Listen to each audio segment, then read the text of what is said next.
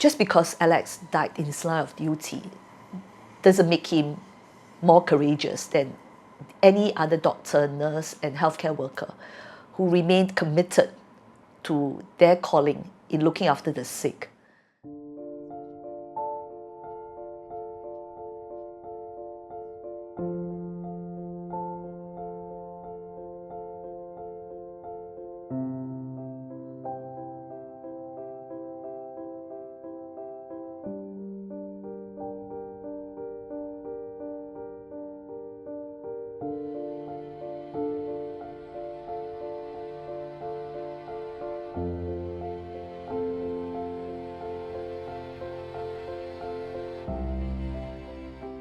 I didn't want to say anything that would make him feel that he didn't have my complete understanding and support.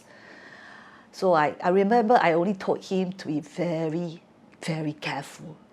5th of April, we had breakfast in the morning, and he, he drove himself to the airport in the car, in the rented car, and I waved goodbye to him, and that was the last time I saw him.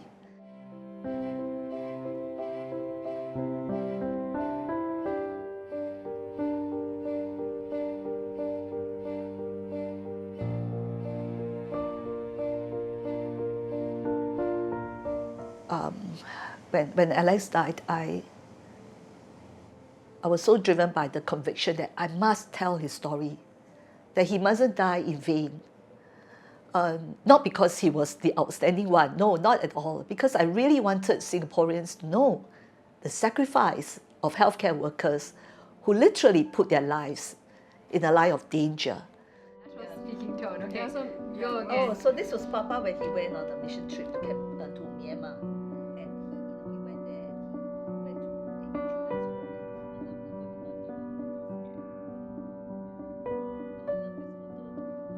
Carry you, each of you in his arms, one in each arm. They were only 3 years old and 1 year old, and I knew that if I take too long mourning over the loss of my husband, they would be bereavement with me, and they were so young, and they deserve to know that they could live on. They could live on because they were not the only ones who had lost a parent. There were other children who had also lost a mother or a father. Actually, I've accepted that what has happened, and being able to learn about his life and his legacy and the memories that he's left behind in other people, I think that is something I really treasure. I never felt like I really had to meet him to know the impact that he's had on people's lives.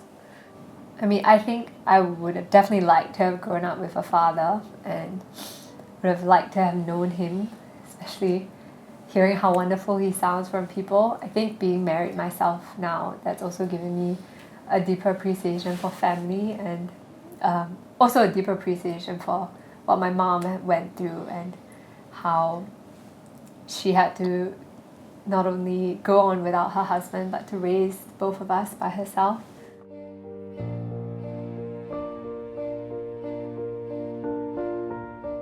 I was sitting in the car with my mom, and I said, actually, I'm really scared of what will happen because of COVID.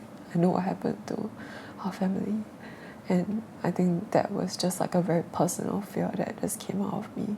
I think about that a lot, and I think about that time when that fear was so present, even like during SARS time, and he still decided, like without hesitation, to I have to fly back, and I have to do my duty to serve the nation and to be at the front line, put my life on the line for my family, for my country, for my friends, and for just the people around me.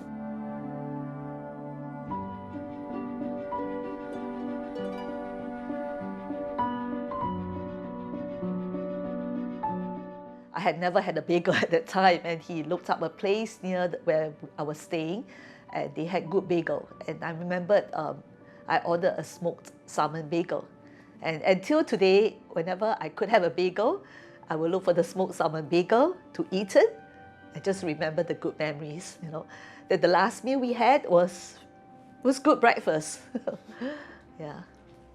I don't want to be, I don't want to sound cheesy, but in Chinese there's a saying, it doesn't matter how long you have love, it just matters that you once had love.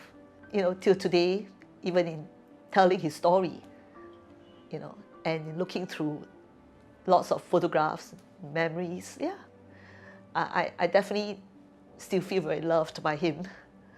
Yeah, that I definitely had married a husband who really loved me, yeah, and loved the family.